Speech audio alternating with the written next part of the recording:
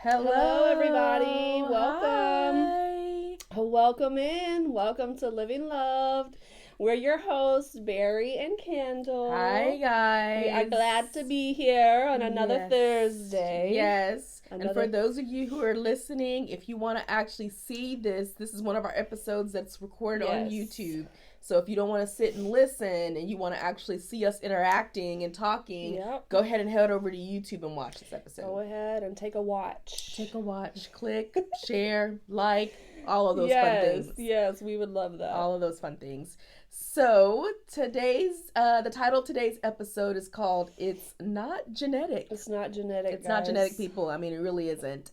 And so what we're going to be talking about is family dynamics. Barry and I are going to discuss, how we were raised, some of the things that we learned, how it affected us growing up, how it affected us as adults, affected relationships, all of the things, how it affects parenting, just all of the good, the bad, the ugly. Our life in general. Yeah, how we don't really realize, or I think we do when we're older, but at the time being, we don't realize how much the things in our childhood are affecting us and contribute to some of the decisions we make. Absolutely, because as a child, we definitely don't realize it.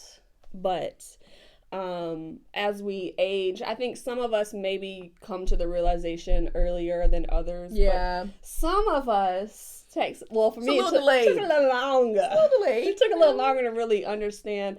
Oh, that's why I always do that. Yeah. And resort to that. Well, look at that. How about that? Well. But that's what we're here to talk about today. Yes. Great topic. Everybody can relate to it. I know we all grew up certain ways. Yeah. Whether we think of those ways as positive, negative, in between, all the above. All of the above. And all over the place. I think no matter who you are, everybody has really positive things that happen in their childhood, really negative things. Sometimes it seems like the negative things are what we take away the most, or that we seem to remember the most. They could be more impactful, I think. That's a good word. More impactful. Because while in a lot of ways, I had a great childhood, like my dad was in the military, so I was a military brat. I traveled around a lot. I have 4 siblings. There's 5 of us total. So I have 2 older sisters, 2 younger brothers. I'm the middle child. Yeah. So there's 5 of us. So y'all were a bigger and crew. We had dogs and stuff. So it was just an adventure at the house.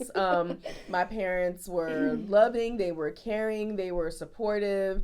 They, whatever we wanted to do, whatever we wanted to participate in, they made sure that they supported that. They made it happen no matter what it was. Yeah. They showed up. My dad often, like up until my brother was in pretty much middle school, my dad coached every sports team that he was on. Wow. So nice. Baseball, football, basketball. Well, was it nice to your brother though?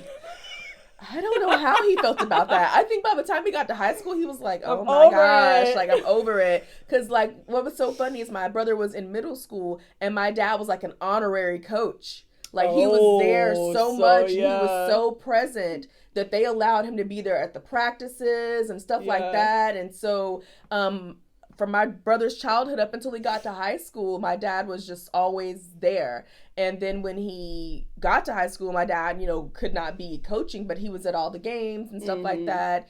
And the things that I participated, I was a cheerleader up until I got, all the way up to middle school. From the time I was like, rah, rah, rah, go team, all that. Okay, y'all? I was captain of the cheerleading team a lot of times growing up.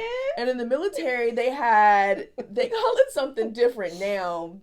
I forget what they call it now, but we called it the DYA. And that is where you went and registered to play all the different sports or whatever. Okay. And so I did that all throughout my childhood up until I got through middle school. I was a cheerleader. And then when I got to high school, I was on the dance team. Yeah. With the band and stuff. And so when I look back on those things, even my sisters participated in, like, they were in JRTC, they were in debate, they were not cheerleader type people. So the things that they participated in, my parents always bragged on us and told people about what their kids were doing and all those other kind of things. But my parents, when I think about like my brother and the things that he did versus some of the things that I did. My parents didn't show up to everything that I did, and I remember that. But then I have to remember that my mom also didn't show up to all of my brother's football games. Right. I mean, y'all had multiple. We had multiple. I mean, they had 5 kids. There was a lot going on. So they couldn't show up to everything. And so, I look back on my childhood and the things that I experienced that were good, and there were a lot of good things. But then there were also those things. Those things that you said, are more impressionable. Yes. Those things that kind of linger. And so for me, one of the things that still, it doesn't affect me as deeply as it does now. But I was the child that didn't fit the norm. Honestly, I was not the kid that was proud to be Black. I did not grow into that until adulthood. I got a lot of flack for having a lot of white friends. I got a lot of flack for talking like a white girl. I'm not quite, at the time I didn't quite knew. I'm like, what are you talking about? What do you mean? Is it because I enunciate? I do use it. I was like, I don't really know what talking like a white girl means. But when I would be around, my cousins and other people, slang and stuff like that, I don't talk slang. I never really have. I don't understand it. My brother had to explain to me what rolling on dubs was. I'm not lying to y'all. Guys would come. I worked at the mall, and guys would come to me trying to impress me and be talking to me and be like, "Yeah, I'm out here rolling on dubs," and I'd be like, "What is?" I could not get it. No matter how many times I heard it, I'd be like, "What is he? What is rolling on dubs? Like, what does that mean?" And I called my brother one day, and I was like, "Look, listen. Like, I don't really know what this means." Oh my God. And he was like, "Candle, 20s. It's the rims." And I was just like, and then, that's not even the worst of it. I was like, is that like a cool thing? And he'd be like, "Oh my, whose kid are you? Your parents are from the streets of Atlanta. Oh my we are from the SWAT. So we are from the hood. And you know nothing." That is funny. And so I'd be like, I was just not the sibling that was present in those things. Yeah. And we weren't really raised in the city of Atlanta. When we would come home to Atlanta. Y'all moved around. We moved around a lot. So when we would come home, we would get I still remember this. We would get this talk. And you could tell that my parents, knew, okay, these kids were not raised the way that we were raised. They're kind of sheltered a little bit. They do not understand how the city of Atlanta works. So they would give us this talk. Okay, we're going to grandma's house. They should talk to you to go to grandma's house. They would have to talk to us to go to grandma's house. Because y'all were going to the city. Because we were going to the city. Oh, okay. And so they'd be like, look, break it down. Go together in groups. Yeah. Don't be talking to strangers. You have to watch your back. You have to have your guard up. You have to be aware of your surroundings. Yeah. You can't just be, this is not on post where you could walk around and. Right. Because that's what that was the norm for you guys. Yes. So being out in the open basically was like new world, new territory. Like, what do you mean watch our back? Like, what is going on? Like, if we wanted to walk down, my grandma had this store down the street from her house that we used to walk to, and she would give us $1 or 50 cents. Yeah. And we'd go down there and we would get soda and candy and all those other kind of things. We had cousins who lived in the projects. And so when we would do those kind of visits and go home, my parents always kind of wanted us to be with one of our cousins because our cousins were more street smart and knew what to do and knew how to handle themselves. Of course that makes sense. And so I just was not that kid.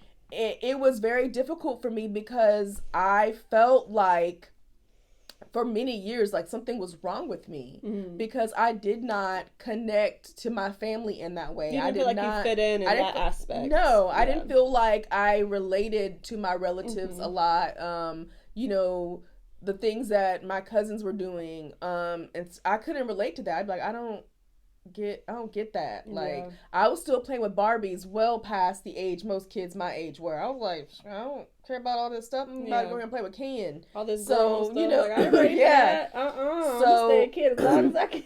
as long as I can, keep me right here, Lord. Keep me right here. Right. So it was. I felt misunderstood a lot. Oh yeah, it'll do that. That's for sure. I felt like, and the thing about it was, it's not that my parents had a lot of dynamic relationships. Once again, we were in the military, so they had white friends, they had German friends, they had Puerto Rican friends, they had Asian friends, and they taught us to be very accepting of other people and other people's culture, which is good. And it is good. But when they would bring up the whole white people thing, like, you have a lot of white friends, I took that as them not wanting me to have white friends. Like, what's wrong with having white friends? You've got white friends. But I now understood, and it took me getting to adulthood to understand this. It wasn't that they were opposed to me having white friends.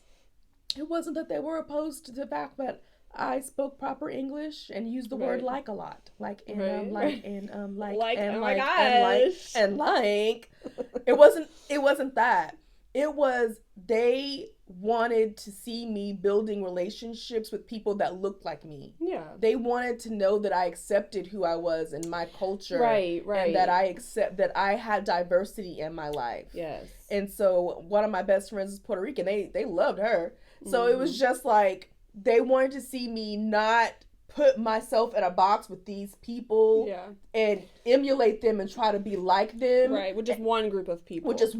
People. They wanted me to kind of stretch out. And it wasn't that I didn't have black friends. I did. Yeah. And I had a variety of friends that I hung out with. It was just the ones I connected with the most. It just so happened that they were white. But that's so funny that you say that, Candle, because I was the opposite. I was the total opposite of Yin that. and yang, ebony and ivory, you and I. Way, just about all my friends. I probably can remember 2 friends that were white. Everybody else was black, and I went to a diverse school. Yeah, I mean, there was diversity, but it was just what I gravitated more towards. Yeah. It wasn't something that I was even conscious of. It's not like I was like, well, I'm gonna make sure I go get all the black friends. I'm gonna hang out with only the white people over here. No, it was nothing like that. It wasn't intentional. No, it wasn't. It's just my personality's mixed best with the people. They just so happen to be black or Hispanic or some other race. You know? And it's amazing. Like, when I look back on that, like, I remember in high school, the way that our high school, we hung out in cliques. And so I went to the school called Bradwell in Hinesville, Georgia. Shout out to anybody who's in Hinesville who's listening to this. Went to Bradwell Institute, and we had K-Wing. Like, the way our school was set up, we had first and second period, and it was either between second and third period, or it was between third and fourth period. I can't remember, but it might have been after third period. We had a break. So we had like a 15-20 minute break in between those periods where we could hang out and do whatever we wanted to do. They had like a little concession stand. We can go get snacks. We can go get drinks. We can hang out with our friends and chat. Ain't that fancy? It was so we didn't get that. It was so nice. I don't know why they did it, but we had break. We had to and rush when we to would class, have break between those periods, we would all hang out. And in every group, there was a group of Hispanics that hung out in a certain area in K-Wing. Right across from there was a group of black people. When you went around the other side, there were a group of goth people. Oh. So it was white, black, whatever, goth. But they had on black, they wore black nails, all the things. And then across from them were just a group of preppy people. Oh, okay. And they were white or black, but they were preppy. They dressed really preppy, buttoned up, khakis, whatever. And so we all knew, okay, Hispanics here, black people here, goths here, preps here. That's the groups that we called them. I had friends in all the groups. Well, there you go. I had friends in all the groups. That's good. So it wasn't like I was just singling out a particular But you group. were closer. I was just more connected. You had an actual connection, like a true connection and closeness, you know. But I mean, that's like it's like that with all of us, you know. Yeah. Because you can know as many people, you know, those are your acquaintances, but you have those few that are like that's your people. People you're bonded to. People, yes. People you're bonded to. That you just really relate with, you know, and they just so happen to be mostly white. I don't know, white people. I don't know. So my family, like, my mom more so in particular, my dad was a gentle giant. He yelled a lot, but it wasn't, a lot of the times it wasn't because we were in trouble. A part of that was just being in the military. The authoritarian type of tone. And approach. And in his military background, he was high in rank in the military, so he had soldiers under him, and at times he treated us like soldiers. He would line us up and be like, all right, privates. And, you know, that's kind of how it went. And my friends who knew him and were around us a lot knew when he started yelling, they wouldn't freak out. They'd all just be like, whatever. But friends who were new would be like, why is your dad yelling all the time? And we'd be like, oh, he's talking. He really isn't. He's not yelling. He's talking.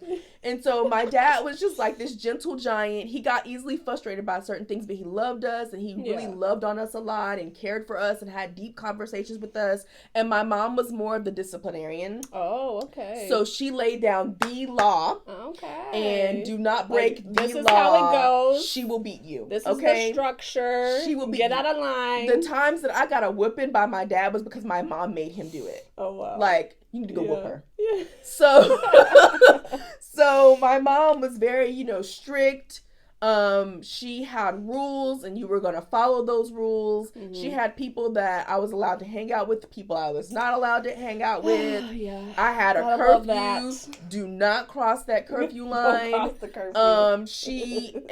She was a great mom. She really was. She loved us. She cared for us. Play. She sacrificed for us, but she did not play. Don't play. She said what she said. She meant what she said. Yeah. And my mom would do things like tell us that she was going to whoop us, but she wouldn't whoop us right then and there.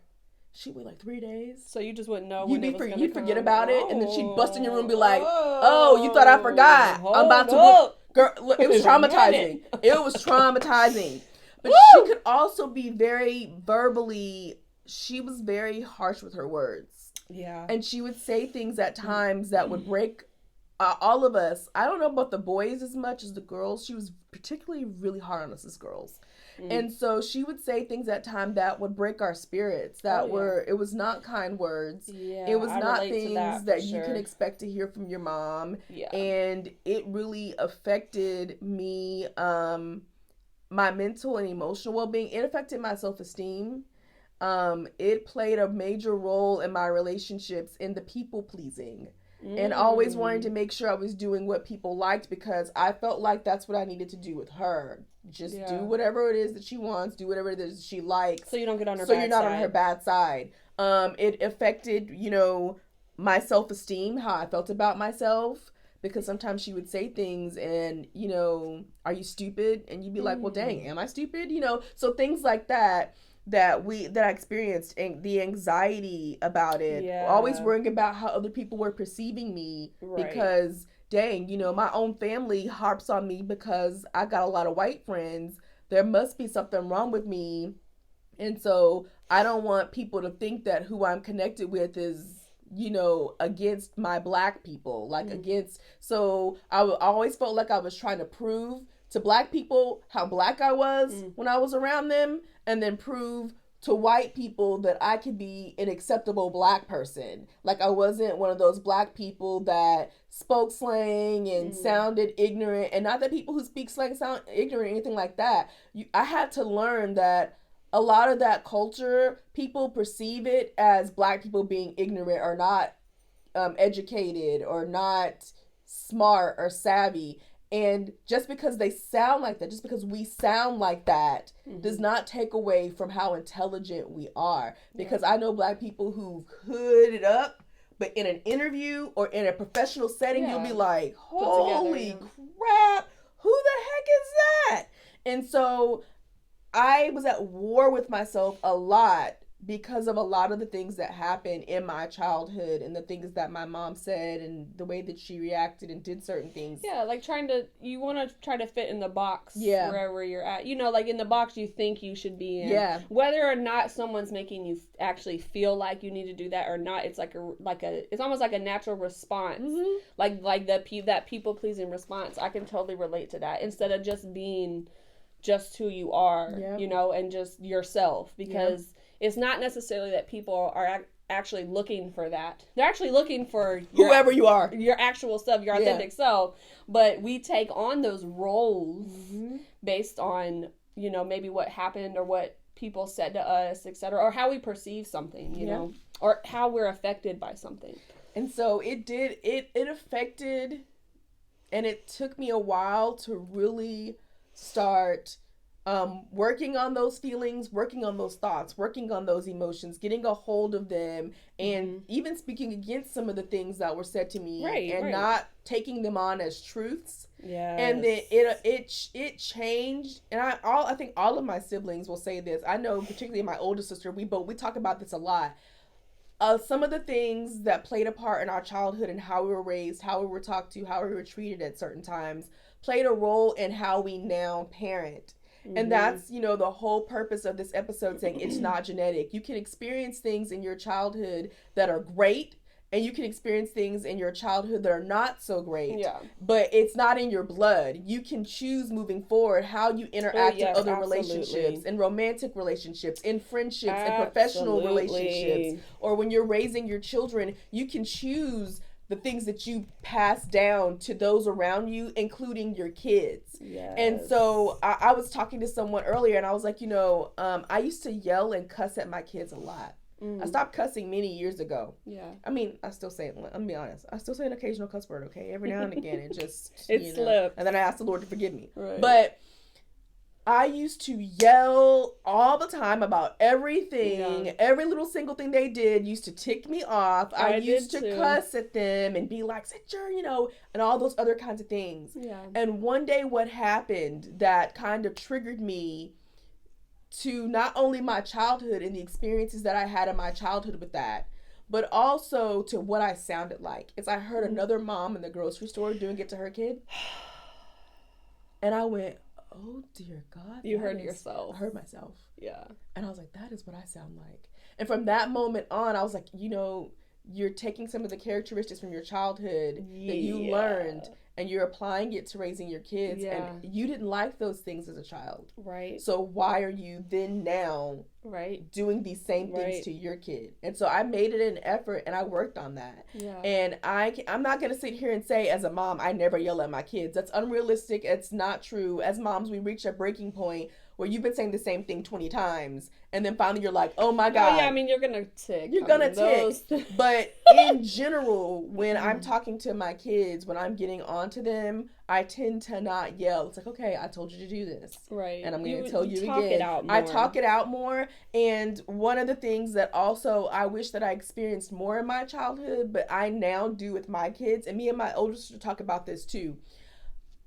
Being raised in the culture and environment that we were raised in, Black kids, ethnic kids, whatever. I mean, I'm not limiting this just to our culture, but I just know this to be our culture experience. We were not allowed to talk back. Mm-hmm. So and what I mean by that is not the typical understanding of talk back, because yes, most parents are not going to let their kids disrespect them and get mouthy and say whatever they want to say. But if my mom got on to me about something and it wasn't even my fault, I didn't even do it, I was not permitted to be like, but I didn't. That wasn't me. With anything in response to what she was saying was talking back. Right, of course. And so it was like, I'm not trying to be disrespectful. I'm only trying to tell you it wasn't me. I didn't do it. It's not my fault. Or I feel like this is unfair. Or you're not listening to me. Or this is really hurting my feelings, what you're saying right now.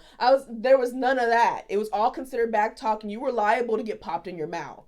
So you just took it. Whatever it was, you took it. Yeah. And later on, they might find out they were wrong.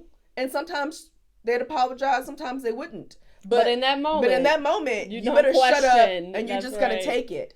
And so going into raising my kids, I've been around people where my kids would say, oh, you let your kids talk to you that way? Or you let your kids do whatever? And I'd be like, yes. Because in my mind, what you're seeing or perceiving as back talk, what you're perceiving as them being disrespectful, I am not. It is them communicating with me how they feel about something, and that's okay. Yeah. If I'm getting onto my daughter, especially my middle daughter, let's not even go there. But if I'm getting onto her about something, and if what I said hurt her or bothered her, I'm okay with her saying, hey mom, I just want to tell you that, what you said earlier really bothered me, or it really hurt my feelings, or I'm just going to ask that you please not yell at me. I just want to talk. Yeah. And I'm okay with that as a mom, because I want to be better, not just as a mom, but as a person, and they are people. Yeah. And so for me, it's not genetic, and I had to learn that. I had to learn that some of the things that I experienced in childhood that were great, I emulate those things with my kids, because those were great experiences and I learned a lot. My parents overall were great parents. And so I've learned how to be a supportive parent. I learned how to be present for my kids. I've learned how to love my kids and spend time with my kids because of the things that my parents did with us. Yeah. But then there were those things that yeah, just like how we, I feel like every parent always says, well, this is what I'm not gonna do when I have kids. You don't know until you have kids. Right. And a lot of it, like you want to be intentional, but usually we still fall into the same habits and patterns, and it's because of these family dynamics that we were raised in, that we grew up in. And when we evaluate it and we see it for what it is, sometimes we don't see it, we don't perceive it until we see it in somebody else, or for whatever, we just get to sit down and kind of evaluate and understand, like, wow, I have this pattern, I have this habit, and it's not really for the best, and I remember how it made me feel, and I'm doing the same thing. So I think, like, no, it's not genetic, but we definitely fall into the habits and patterns, even as much as we want to say. Sometimes you emulate what you learned. Right, as much as we want to say, well, I will never do that, and you probably will end up at some point. And then you'll catch yourself and be like, oh my God, I'm acting like my mom. I'm acting like my dad. Oh my gosh. Exactly. Yeah. Yep. So, that's mine. Yes, girl. I just think it's so funny how we're the opposite with the friends. I think that's pretty funny to me. That is pretty funny. And I didn't know that about you. You're talking about sitting on domes. I'm just over here. Listen, y'all. I'm telling you, I am so sorry, but I just did not get it. Like, guys, like I said, I worked in the mall. Guys would be trying to get with me, talk to me, and I'd be like, I do not know what that he's is saying. So funny. He'd be like, do you speak English? I do, but I do not know what you are saying to me. I don't know what it was, but I've never been hit on by a white guy. My whole everything. Seriously? No, I really haven't. It's the booty. I was going to say, I don't know if it's just the Y'all, Barry got a dunk. Okay, I don't know if it was just the booty. They was like, we can't do nothing with all that. I don't know, but honey, they did them. The preppy white boys didn't want me. Well, they're missing out. They was like, that's too much going on. I was like, whoa. Oh gosh, but me growing as I grew up, it was a lot. Me sitting here thinking about it. It's a lot to think about. A lot to process. It is a lot to process. I definitely, I don't want to say I didn't have structure, because I did have structure. My dad, he was in the military, but then he worked for the Army for his whole career.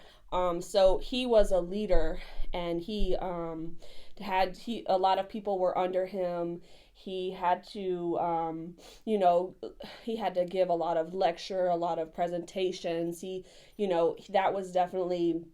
That was a part of his career, and he definitely brought that home. Oh. So when talking to my dad, it wasn't really like talking. It was like, you're listening. Yeah. You're listening, and he's like, so we were a little more reluctant to kind of approach my father. Yeah. Because we knew what it was going to end up in, a lecture using the whiteboard. Oh my gosh, not the whiteboard. Yes. Help us, Lord. So God bless him, though. I know it was just, he was always in that mode. Work was very stressful too. He worked for the Department of Defense, and that is in one of the major departments. So I understand now. Yeah. It was really just, it was hard to turn that off. Yeah, of course. He came home and was like, all right, let's get this whiteboard going. But like, there was some chaos, definitely, and dysfunction for me growing up. Dysfunction between my parents and their relationship, and dealing with arguments and fights, having to witness that a lot. Too. Yeah, that definitely, it some of it was traumatizing, Oh, I'm sure. Dealing with like alcoholism and stuff, so that never helps, It does when not. When there's a substance abuse or whatever involved, when you're a kid, you're not really things. And you don't really always see it for what it really is. You're kind of like, sometimes you're like, I know this isn't like really normal, but like this is what always happens. So, there were some traumas there, just witnessing them fighting and stuff, and just their relationship and the lack of I don't want to say compassion, but like understanding, maybe. Understanding, communication between them, and that kind of trickled down to us. Sure. And so there wasn't really like, my parents weren't easily approachable about like things, that you may want to talk about, or you need to know, or the hard conversations of course we all don't really want to have with our kids, but the sex talk, it's necessary, or just helping them understand, like, look, this is how this works, what's going on with your body. I remember constantly being told things like, you're not old enough to understand, and stuff like that. So, but there was never a time where they would actually help me understand something, or break it down. So then, of course, as a kid, you're curious. So curiosity gets the cat. Yeah. My thing is, what I learned is that if your parents aren't telling you, somebody else is going to tell you. So it's better off that as a parent, you tell and communicate to your child what they need to know about life, et cetera, because they're going to find out from somebody else. And if they hear it from you first, you're going to over-influence a peer's influence, because they're going to be like, oh, well, this is what I learned. But if you didn't learn anything, and then you're just going to take on whatever. So I was very naive, because I just didn't learn. My parents didn't really have those conversations with me. There wasn't I don't ever remember really having deep conversation or actual talks about just things about growing up, etc. I think, my mom, she definitely, there was a lot of stress, so the way that maybe she handled things or handled that stress and responded to it, it definitely affected her mentally and emotionally, for sure. I would say emotionally. So we didn't want to be on her bad side. That's not pushing any buttons. It would be very up and down at times. So it was kind of hard to navigate through that, because you want that bond, and you want that closeness, and you want to feel that connection. But I didn't really feel that for whatever reason. I don't really know exactly what was going on at that time within my mom, but I just know that emotionally, she just wasn't really present with us as her children. I think I struggled with the comparison thing, where like my brother is like the golden child. He's the smarts. He's always that one. Never get in trouble, never had a problem, never. And he, was always in the honor classes, and he went to Georgia Tech. He graduated from Georgia Tech, et cetera, et cetera.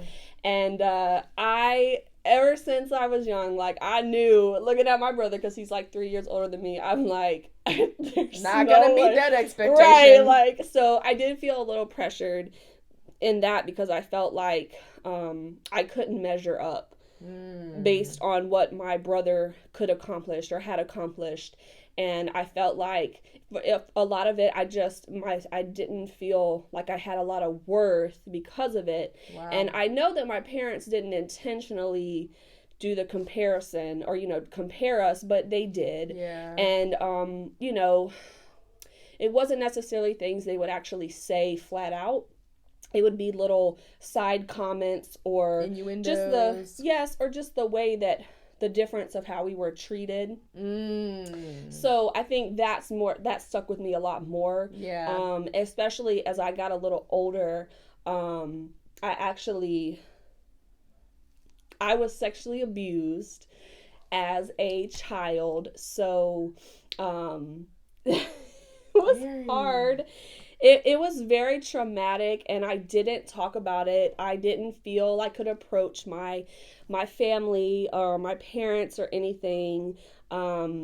It was somebody in our neighborhood, and I was very young when it first happened, so I don't even think I understood, I think with sexual traumas, what I understand about it now, as a kid, a lot of children don't process it. Because a child's brain can't process something like that, because a child is not supposed to be introduced to sexual things. That experience. Right. So it really was kind of like something that just disappeared in my mind, Yeah. And but the way that it kind of came out as a kid and as I progressed and as I grew up, I looked more like I was rebellious and things like that. But really it was a response to just that trauma, and that it was like a secret, because I never told, my parents about it and things like that. And so I remember they would just think that I was, this rebellious wild child, Yeah. Wow. But it wasn't even that, I don't even feel like I was that rebellious compared to the things that I saw in other friends and other peers and stuff. But to my parents, compared to my brother, etc., I was just off the chain, like, you gotta tie her up. Oh my God, lock her in the room in the basement. We actually stayed in the basement, me and my brother. What? We did, but it was, finished and everything, but it was funny because that's where I would be. I would be grounded in the basement. Locked in my little hole with the cement walls and everything. Oh my gosh. But so I think, we don't, a lot of things we don't evaluate until we're older about our childhood, about our parents, until we have kids. Especially until we have kids. Of course, some of us, maybe we realize it earlier than others, or sooner than others. Yeah. But really being able to understand the effects that it had on us and recognizing the patterns that in turn become for our own behavior and our own patterns and habits. I didn't realize for a long time that a lot of that came from how I was raised, the things that I had, the things that I was raised with, or the lack thereof, such as communication, approachability, the comparison, maybe favor over one child than the other, things like that. But recognizing it and putting my finger on it, on like what it was, helped me to be like more equipped to face the stuff. Like to face the stuff within myself and the patterns and habits that really didn't promote like my well-being. And a lot of the things that really had been there since, child or a young adolescent, and I know that my parents didn't intentionally, not have it all together as parents, like, I don't blame them now. I will be honest. I did for a while. I played the blame game. I was offended at how I felt like I lost out, Yeah. on being raised. And but I will say, like, once I had to get past the bitterness, because bitterness is not good in any aspect. It doesn't matter what happened, it doesn't matter what you went through. It's not good for us to carry bitterness. And like, you can't look at, what I really had to learn was, like, you can't look at your family dynamic in bitterness or in self-pity. You really have to look at it from a perspective of evaluation, or evaluating it, understanding it, so that in turn you can become more aware, more self-aware of what you're doing, or what patterns and behaviors you may be displaying that are the same thing, like we were talking about earlier. Because that's the more productive way. And that's how we can become better, because we can say, okay, I don't want to do this. Yes. Instead of looking at it through eyes of, yeah, it may hurt. Like, I'll be honest, like, yes, it hurt. It hurt for a long time. It took me a long time to not really feel the hurt of certain things from my childhood. But once I realized that you can't just fault find and blame, it really doesn't do any justice for me to do that. And it doesn't do any justice for others, or my relationship with my parents, my relationship with my family, Can't change it. Yes, right, because you can't go back. And it's not going to help my being better. It's not going to help me move forward. It's going to keep me stuck, because that's what it does. It keeps you stuck. And I think when we are able to look back, it's really for us to be enlightened about our lives, and to understand where we want to go for our future, Oh my gosh. And when we're parents, when we have kids of our own, to really understand, like when you were talking about the yelling, like that was something that I definitely, initially I used to do, and so many little things, everything triggered me.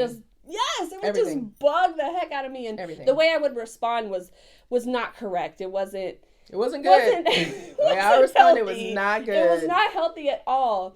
I lose my marbles over the simple. Like, why is your shoe right there? Right, and my 2-year-old is like, shoe? Right. Like, they're over there playing with Dora the Explorer or something. They're like, what are you talking about? My daughter was younger when I would do that, and I realized, I'm trying to think of what really made me realize. Maybe it was my husband, because he's such the opposite.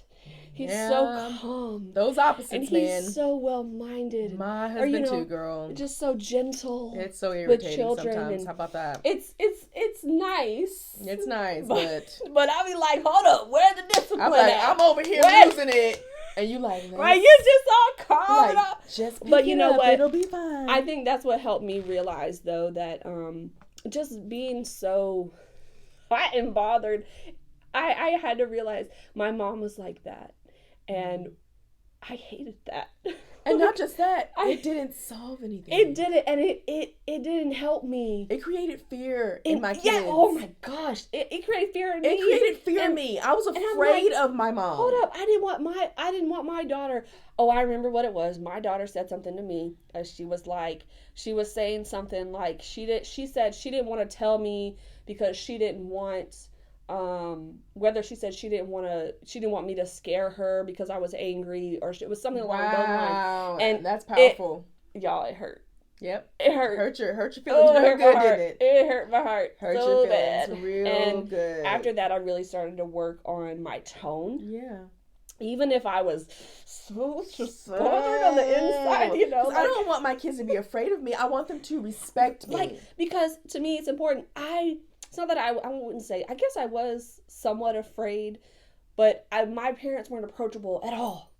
And I don't ever want my daughter to feel like she can approach me with an issue. Something was happening to me, and I felt like I couldn't go to them. I didn't feel like they would believe me. I didn't feel like they would receive it. Yes. I just, so it's so important to me, and to hear my daughter not want to approach me, that made me realize, whoa, kind of triggered something. Like, yes, I'm like, not repeating this. We're not repeating this. I need the door to be open. I need the door to be open. Absolutely. I need the door to be open, because my mom was not approachable. I could not talk to her about anything that I was experiencing or feeling as a teenager. Like, she didn't even talk to me about my period. No, it happened, and she was like, "Oh, it's just your period. Here's a pad." Right, mine too. And I'm like, honey, boys trying to talk about boys. What? Oh no, none of that. No. You were not supposed to date. No boys. There was no touch you. There was. I didn't have no conversation. Everything was no. It was like, no, I don't want to hear that. No, it was no. That's what I got. But my dad was approachable, and that was kind of the saving grace. My dad approached us about stuff. I did not want to have a sex lecture with my dad. Oh my! Girl, get that whiteboard. I was not about to You better get the whiteboard. Anything to him. Here's the vagina. No. Yeah, I learned all that. So I was just like, well, you know what? I know they teach that in school, so I'll just wait pay attention to end. Oh my God, Bari! It's not bad. Oh, but you know what? Wow. It helped me. That helped me to understand how much more important it is for me to talk to my daughter. Yeah. About it. Because and keep that door open. Keeping the door open. Yeah. Because y'all, you don't want that door to be shut. No. You don't want to feel like, or you don't want your child, or you don't want to feel like, I didn't want to feel like it. It was really hard, because there were a lot of things I internalized. Yeah. There were a lot of things I buried, but I was also watching that pattern in my parents, or maybe my mother, where like she would bury her feelings. She would, So you thought that's what you were supposed to do? Like, it's normal, right? Just shove it down and keep on moving. Yeah. Bite your tongue. That's what my mom always said. Yeah. Always said to me as I was younger. And when I was younger, like, I didn't really get it, but as I got older and I was just paying attention. Yeah. I was like, but why? Like, why? But I did that same thing. I did the same thing. I just bit my tongue. I just dealt with it. Or I wouldn't even say I dealt with it. I didn't even deal with it. You just bit your tongue and kept on moving. So, while some of the things that we have to evaluate and realize are hard things. They are hard things, guys. For some of us, very hard things. Really traumatic things. But if we have to face it, we have to deal with it, and it's not, like I'm saying, like, it's not to deal with it through the eyes of bitterness or unforgiveness. Guys, I've been there, done that. It doesn't work. It is detrimental to your health, your well-being, your mental state, your emotional state. So your relationships. Do your best. While at first the feelings are going to arise, it's going to be hurtful, but you know what? It's good for you. It's good for us. And do it so you can gain the perspective. And you can grow. Yes. And you can break free. Yes, absolutely. Yeah. Absolutely. Yeah. Well, I want you to share. Bari's got some information about family dynamics that I really want her to share, because I think it's good stuff. Yeah. So we were talking about how not everybody knows what family dynamics is. Right. And so Bari's going to share a little bit about what family dynamics is, and then some other additional information. So I actually got this from strongbonds.jss.org. And it's just about, they break all these different things down, but family dynamics are the patterns of relating or interactions between family members. Each family system and its dynamics are unique, although there are some common patterns. All families have some helpful and some unhelpful dynamics. As we've discussed. Right. Even where there is little or no present contact with family, a young person will have been influenced by dynamics in earlier years. Family dynamics often have a strong influence on the way young people see themselves, others, and the world, and influence their relationships, their behaviors, and their well-being. So much of what we were discussing. Oh my goodness. It affects so much. It really does. And they even go on to say, an understanding of the impact of family dynamics on a young person's self-perception will help. This says workers, but I'm going to say will help us, will Yes. help you pinpoint and respond to the driving forces behind the young person's current needs or your own current needs. Bam! Like, just like that. When we started thinking about this topic, or when I started like going into my notes and stuff, I had heard family dynamics, you know, but like I was like, well, does it just mean like what happened to you, or you know? So I looked up some stuff, and it was just like so helpful for me because to really understand. Yes, to really understand what that is, because I think for a lot of us, we don't even think about that. We don't.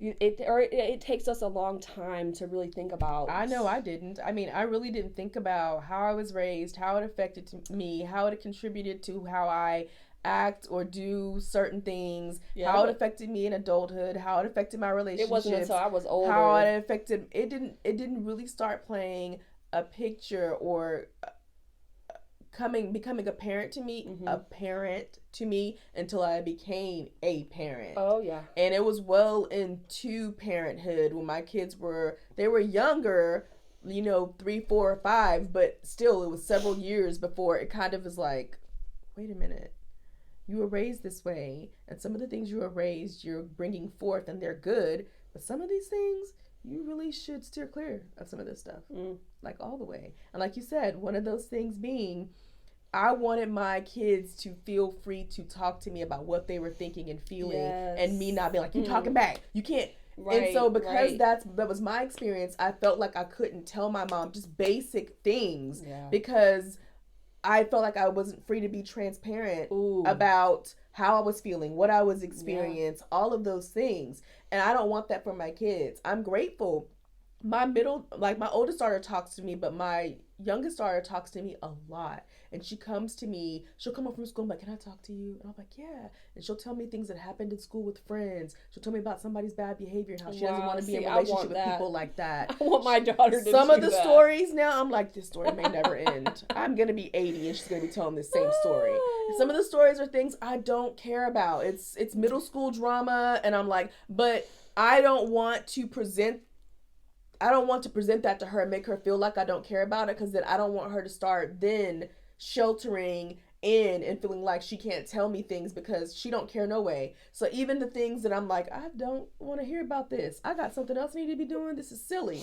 Listen. I sit there and I listen and I comment. I tell her how proud I am. But that means so much. It does. Because I'll tell you, man, if I would have heard that, man. Oh, how different life would be. Oh, man. And versus the things that I did hear. Exactly. You know, and like. Yeah. Absolutely. It makes such a difference on how you view yourself, your self-worth, how you value you and what you have to bring, who you are, how you uniqueness value of who you are. Oh, like, I wanted goodness. to be told so many times that I was okay as I was. And I felt like and that's part of the reason why in a lot of my relationships I was always morphing myself to accommodate the people around me, people pleasing, bending over backwards, jumping through all these hoops, because I never heard you're okay as you are from the people that I like, my family, my parents, that you really desired. You know, I just heard you always hanging out with white people, you talk like white people, and so it always made me feel like there's something inherently wrong with me. Very self-conscious. I was very self-conscious. Instead of them, I would have loved to have the conversation of, are you proud to be Black? Are you proud of your heritage? Are you proud of your ethnicity? Are you proud of your culture? We want you to embrace that and be proud of that. Right. And we are okay with you having all these diverse friends and relationships. We're not highlighting this because of X, Y, and Z. Right. We are proud to be Black. We love who we are, and we want to make sure our kids love. So it would have been nice to have that conversation and not have to grow up and realize that was this conversation that was trying to be had, because my self-esteem and everything else was wrapped up in that. Oh yeah. So I couldn't see past that. Yeah. And I would have probably done a lot of things differently as a teenager and as an adult. Oh yes. Had it been that conversation. Yes, great. So, absolutely. That's true. So, So the conversations are necessary. yes, Communication. People, in general, whether you have kids or not, as a person, conversations are just important. And conflict is okay. You better. Bam, right? Bam. Because, honey, mic drop. It took me a while to realize that one. Conflict doesn't mean that I don't like you, I don't love you, I don't respect you, I don't care about you. It means I have a different thought process. Yes. I have different feelings. And that is actually how you learn. That's how you learn about. That's how you grow. That's how you learn about different people, different perspectives, different cultures, different dynamics. You learn through, hey, we're butting heads on this. Let me hear your perspective. And just because someone gives their perspective or opinion doesn't mean you have to agree with it. It's okay to not agree with it. Be like, I respect it. I respect what you said. It's different. It's not what I believe. It's not what I hear you. But I hear you. And it's okay to be different and carry on. That's right. You're not going to agree with everybody. That right there was huge. Conflict is okay. Conflict is okay. It's okay. It's okay, honey. So, let's go ahead. There's so much we can learn. We could go on and on. This episode could be long. About all the stuff we can learn. And I'm sure you guys too, like, I'm sure there's things, maybe you'll go and you'll think a little deeper about certain things. Maybe you already have. Yeah. And maybe it'll all come together. Yeah. But just viewing it so that you can perceive it for what it is. Yes. And know that even though it affected you, you know what? It's still something that you can grow from and learn from. So we hope that this episode did get your wheels turning a little bit for you to face some of the things in your life, in your childhood that you need to address and that you need to deal with. So before we move into our LLT, is there anything else you want to share? No. All right. Like I said, we could go on and on. We could go on. This could be long, stop right now. This could be long. Better stop right there. So I wrote down a couple of things that you said, but my LLT was you can't look at your family dynamics in bitterness or pity. I love when you said that. You have to look at it for evaluation purposes. Yes. And that's the more productive way. We can't live in this place where, oh, woe is me, and this happened to me, and things happen in your life, in your childhood, in adulthood, in general, things happen. You can't stay in that place of woe is me, and this happened. Because you'll just get stuck there. I know this because I did this. You have to move forward. You have to. It wasn't until I finally got out of the woe is me. Oh my gosh, this happened to me. I hate that this happened to me. Mm-hmm. I hate this person that this happened. I hate this. I hate how they did this and how they did that. Until I stopped saying that stuff and I moved. It was only until then that I moved forward. Yep, that's it. I mean, that's it. So that was my LLT. I was like, dang. I mean, that was good. Yes. So mine is when you were saying it's not in your blood. It's not in your blood. It's not in your blood, guys. Even if it's a habit pattern, it's not in your blood. It's still not in your blood. You don't have to pass it down. You can choose. You can choose the things that you pass down. Absolutely. Is that not the truth? That is so the truth. We can choose, you can guys. Choose. It's your Even choice. If we have to correct it. Yep. Even if we have to go back and be like, I know I was this way for a little bit, but I'm going to I'm going to switch it up. My bad. Right. I'm sorry. I'm so sorry. I'm so sorry.